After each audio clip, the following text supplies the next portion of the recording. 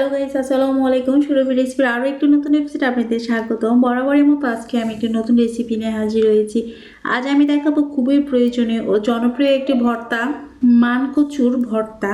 কচু আমাদের শরীরের জন্য খুবই প্রয়োজন। কচু রক্তের সব ময়লা পরিষ্কার করে রক্তকে বিশুদ্ধ করে তোলে। আমাদের আয়রনের ঘাটতি থাকলে সেটা পূরণ করে, তাছাড়া আরও অন্যান্য ভিটামিন তো আছে এবং রক্ত তৈরির ক্ষেত্রেও কচুর খুবই উপকারী। উইকলি অ্যাটলিস্ট একদিন কচু খাওয়া খুবই প্রয়োজন। চলুন দেখে নেওয়া যায় এর প্রয়োজনীয় এবং হেলদি মজাদার ভর্তাটি কিভাবে তৈরি করা যায়। তার আগে আপনি যদি আমার চ্যানেলে নতুন হয়ে থাকেন তাহলে প্লিজ নিচে থাকা সাবস্ক্রাইব বাটনটিতে ক্লিক করে সাবস্ক্রাইব করুন। আর যদি অলরেডি সাবস্ক্রাইব করে দেন তাহলে থ্যাংক ইউ সো মাচ। আমার নতুন ভিডিও সবার প্রথমে পেতে পাশে থাকা বেল আইকনটি প্রেস করুন। চলুন মূল রান্নায় ফেরা যাক। মান কচু আপনাদেরকে আমি প্রসেসিং করে কেটে দেখাবো।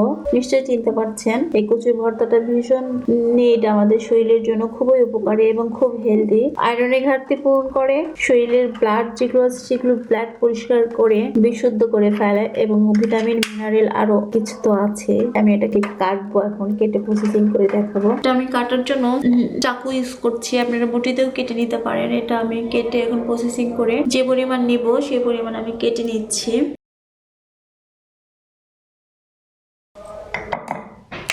দেখুন ভেতরটা কত সুন্দর।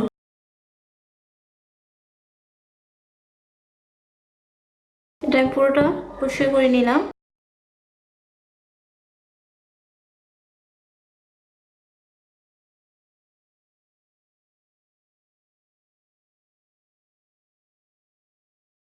ফ্রেন্ডস, আমার প্রসেসিং হয়ে গিয়েছে। এটা মূল রান্নায় ফেরা যাক। প্রসেসিং এর পর চলে এলাম মূল রান্নায়। এখানে আমি যে মান কচুগুলো নিয়েছিলাম সেগুলো পরিষ্কার করে ধুয়ে নিয়েছি।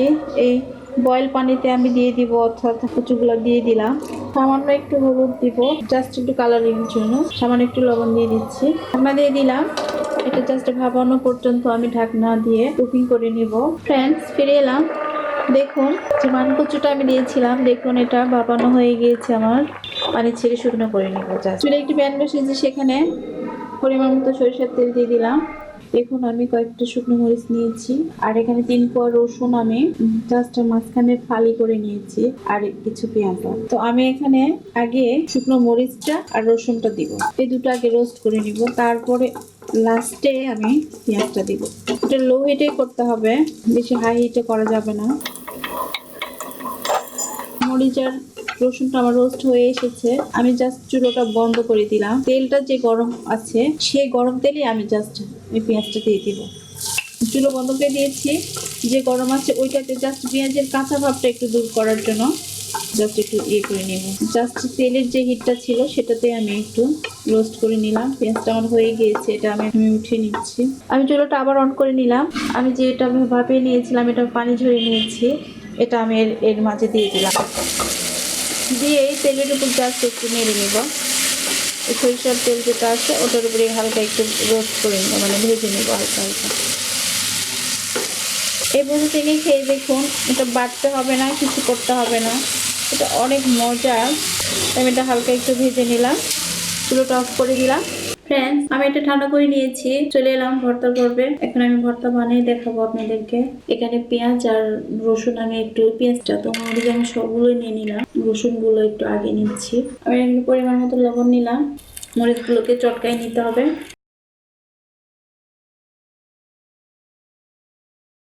এই মরিচগুলো অনেক ঝাল। সরষের তেল দিলাম, রসুনগুলো একটু গলে নেব।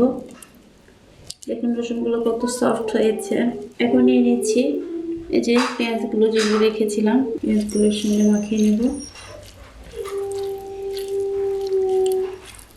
এই ভর্তাটা শুধু শুকনো মরিচ দিয়ে টেস্ট বেশি হয়, কাঁচা মরিচ দিলে এটার টেস্ট অতটা ভালো আসে না। তো আমি শুধু শুকনো মরিচ দিয়ে দেখালাম, তো আপনারা চাইলে ঝালটা নিজের মতো করে দেখে নেবেন। তো আমার মশলা মাখানো হয়ে গেছে, দেখুন আপনারা জাস্ট দেখুন, এটার ব্লেন্ডের কোনো প্রয়োজন নেই, নো নেই। দেখছেন, দেখেন কিভাবে সিদ্ধ হয়ে একদম গলে গিয়েছে। এখানে ব্লেন্ডের কোনো দরকারও নেই, পাটা শিলের কোনো দরকার নেই, জাস্ট হাতের চাপেই নিতে পারছে না। সবগুলোই দেখুন কিভাবে সিদ্ধ হয়েছে। আপনারা যারা বাটাবাটির ঝামেলা পছন্দ করে না তাদের জন্য তো পারফেক্ট। হাতের ভর্তার মজাটা একটু আলাদাই হয়। সব মিক্স করে ফেলা, সব মিক্স করছি।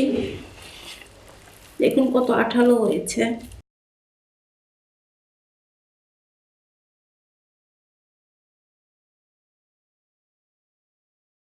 লবণটা একটু চেক করে নিতে হবে, কারণ আমি ভাপানোর সময় লবণ দিয়েছি, আবার লবণ দিলাম।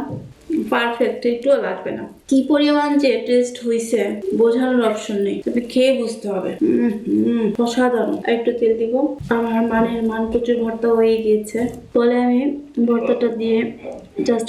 এই ছিল আজকের মতো আমার মান কচুর ভর্তা রেসিপি। আশা করছি ভিডিওটি আপনাদের ভালো লেগেছে এবং সহজভাবে বোঝাতে পেরেছি। যদি ভালো লেগে থাকে তাহলে অবশ্যই একটা লাইক কমেন্ট বন্ধুদের মাঝে শেয়ার করবেন, আর আমার চ্যানেলটি অবশ্যই সাবস্ক্রাইব করবেন। আমার জন্য সবাই বেশি বেশি দোয়া করবেন। সবাই ভালো থাকবেন, আবার দেখা হবে। আল্লাহ হাফেজ।